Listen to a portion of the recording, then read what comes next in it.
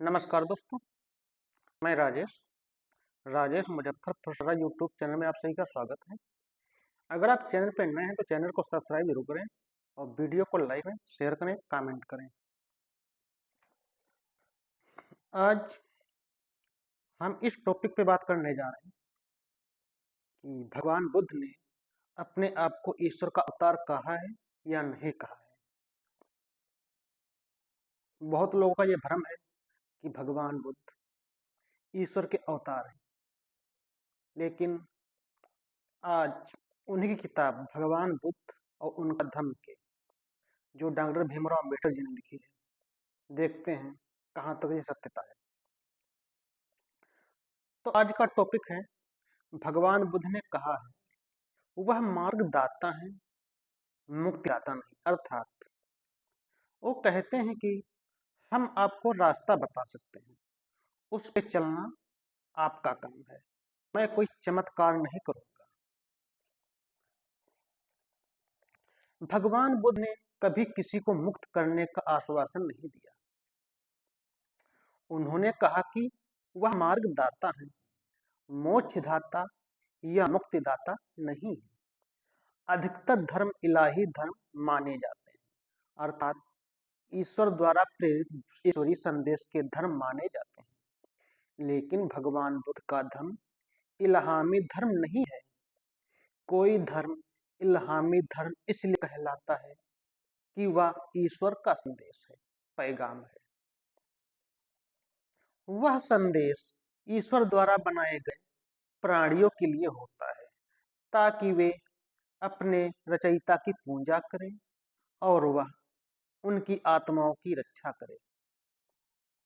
अक्सर यह पैगाम किसी चुने हुए व्यक्ति द्वारा भेजा हुआ माना जाता है। जो पैगंबर पैगाम व वर कहलाता, जिसे यह पैगाम संदेश प्राप्त होता कि वह उस पैगाम को लोगों तक पहुंचाता है, तब वह धर्म कहलाता है।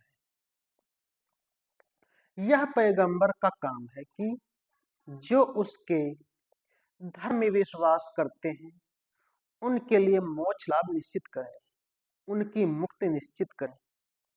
उस धर्म में विश्वास रखने वालों की मुक्ति का अर्थ है उनकी आत्माओं की रक्षा करना, उनकी रूह को निजात, ताकि उन्हें नरक में जाने से बचाया जा सके। लेकिन उनके लिए यह शर्त है कि उन्हें ईश्वर के हुक्मों आज्ञाओं का पालन करना होगा और वह स्वीकार करना होगा कि पैगंबर ईश्वर का दूत है।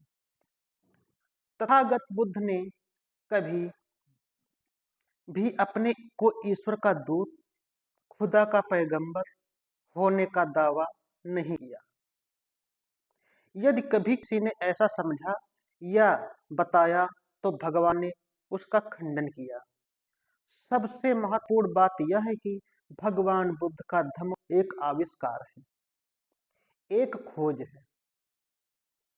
इसलिए इसे किसी भी ईश्वरीय संदेश वाले धर्म, इलाही धर्म से बिल्कुल अलग समझा जाना चाहिए।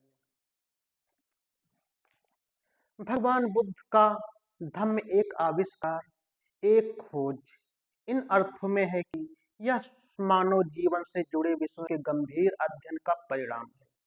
मनुष्य जिन प्राकृतिक स्वभाव के साथ जन्म लेता है, यह उन्हें अच्छी तरह समझने का परिणाम है। साथ ही मनुष्य की उन प्रवृत्तियों को समझने का परिणाम है जो मनुष्य जीवन, इतिहास, संस्कृति व परंपराओं के कारण पैदा हुई, मनुष्य के हित में नहीं है और आज मानव समाज के दुख, अशांति और विनाश का कारण बनी हुई है। सभी पैगंबरों ने मुक्तिदाता होने का दावा किया। भगवान बुद्ध ही एक ऐसे महापुरुष हुए जिन्होंने इस प्रकार का कोई दावा नहीं किया। उन्होंने मोक्षदाता को मार्गदाता से बिल्कुल अलग रखा। दोनों के अर्थ में पूरा अंतर रखा है। एक तो मोक्ष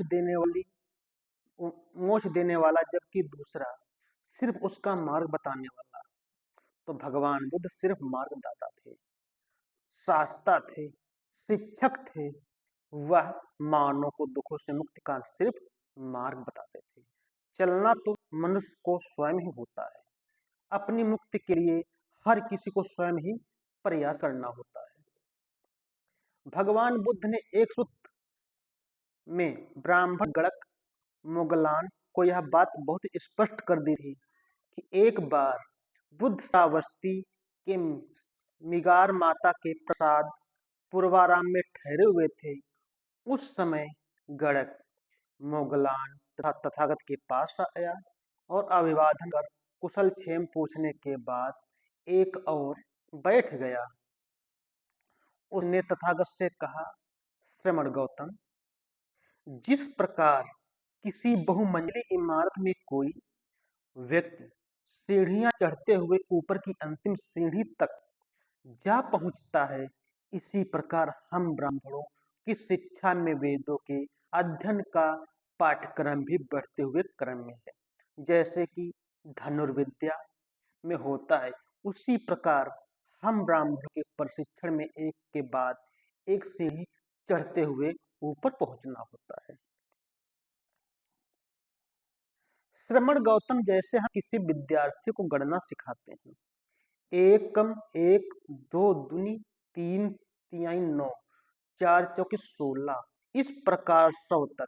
क्या आपके लिए भी ऐसा प्रशिक्षण धम्म उपदेश देना संभव है जो क्रमबद्ध हो, एक के बाद एक हो और जिसके अनुसार आपके धम्म के अनुयायी शिक्षण ग्रहण कर सकते हो?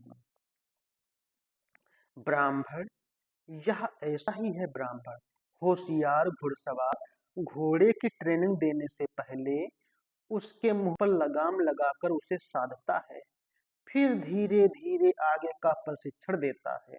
इसी प्रकार हे ब्राह्मण, जिस व्यक्ति को धम्म की शिक्षा देनी होती है, तथागत उसे पहला पाठ ऐसे ही देते हैं कि आओ आओ शीलवान बनो, सदाचार के जीवन में अपनाओ।